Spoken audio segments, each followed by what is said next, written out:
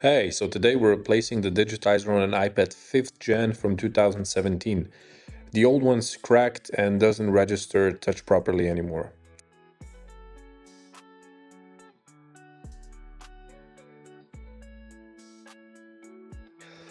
I'm placing regular tape over the broken Digitizer. This keeps the tiny glass shards from falling all over my workspace. And it also stops the bigger pieces from popping out and stabbing my fingers. And that happens more often than you'd think. Let's go ahead and start heating up the Digitizer. Since the glass is already broken, we don't have to be too careful about cracking it further, but it's always easier to remove a screen that's still in one piece. I'm using 170 degrees here, but you can adjust depending on your heat gun. A hair dryer works too, just don't burn in the LCD beneath.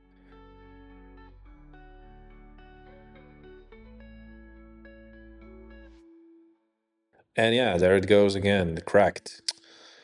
That's going to make this section a little tougher, so I'm gonna need to apply more heat. This digitizer is beat up pretty badly, as you can see. That means more time removing it. All these tiny shards are glued to the frame and need to be scraped off one by one.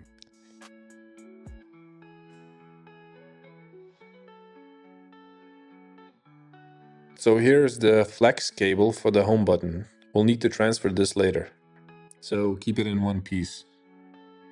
Next up is the LCD. There are 4 screws holding it down. The corners are also glued with black silicone, so remove that gently and lift the LCD from the corners, not the middle. If you pry from the center, you risk bending or cracking the panel. Next up, remove the screw from the battery and then slide a plastic pick between the connector and the main board. This isolates the battery and prevents any accidental shorts while we work. We can now remove the shield that covers the digitizer and also the LCD and the button flex. Here you have to be gentle because if we damage it, we will lose Touch ID forever. Flex is very delicate. Here's a close-up of the button flex connector. Be gentle, if you damage this, Touch ID is gone for good. The flex is very delicate. Now we're removing the old digitizer. Make sure all the cables are disconnected from the board, especially the button flex. We're hitting the button flex to loose it from the digitizer. This part is sensitive, so no yanking or bending.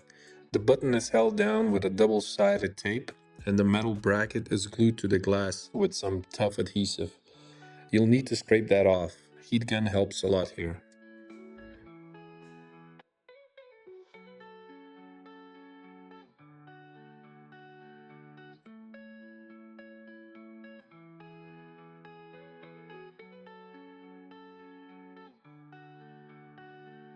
So here's the extracted button with the flex.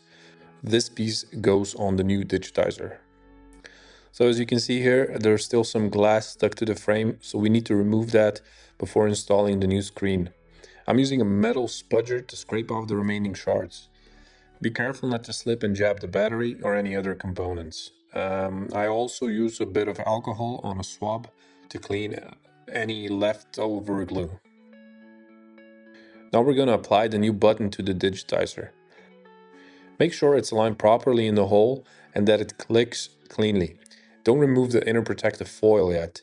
We'll do that at the very end.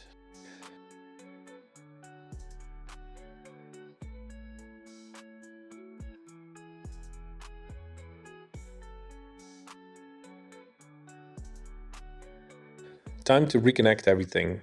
Plug in the digitizer, the button flex, the LCD, and screw the battery back down. Before sealing the digitizer, boot up the iPad and test everything. Check touch responsiveness, pinch, zoom, swipe, drag icons. Use the Notes app to test for dead zones. Also test the home button and make sure the Touch ID is working. Once that's confirmed, screw the LCD back in, clean the screen and apply a small drop of super glue to the metal bracket of the button so it stays fixed to the frame.